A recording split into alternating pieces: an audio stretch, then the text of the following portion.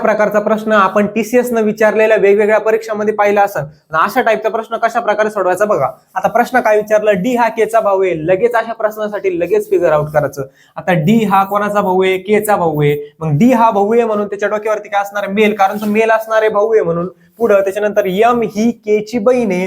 के ची बहीण कोण आहे, यम आहे. मग यम बहीण आहे म्हणून ती काय असणार आहे, फिमेल असणार आहे. पुढं आर हे डी चे वडील आहे. डी चे वडील कोण आहे, आर. मग आपण वडिलांना वर ठेवत असतो, ते वडील आहे म्हणून ते कोण असणार आहे, मेल असणार आहे. पुढं आणि यस ही यम ची आई आहे. यम ची आई कोण आहे, यस आहे, ती आई आहे म्हणून तिच्या डोक्यावरती काय असणार आहे, फिमेल असणार आहे. आता प्रश्न काय विचारला, तर के चे आर शी नाते काय, ज्याच्यासोबत शी हा शब्द असला, सोबत शब्द असला, तिथं स्वतःला ठेवायचं, लगेच उत्तर येतं. मग इथं मी आहे, इथं कोण आहे, हा माझा मुलगा झाला. माझ्या मुलाचा भाऊ, माझा कोण, मुलगाच लागणार आहे. हा आता इथं याचं जेंडर आपल्याला फिक्स माहिती नाही. हा एक तर मेल असू शकतो किंवा फिमेल असू शकतो, ते त्यांनी दिलेली नाही. म्हणजे हा काय असू शकतो, हा माझा मुलगा असू शकतो किंवा मुलगी सुद्धा असू शकते. मग आपलं उत्तर काय असणार, आपलं उत्तर असणार मुलगा किंवा मुलगी. समजलं, सोपं आहे, लगेच फिगर आउट करायचं, उत्तर येत असतं.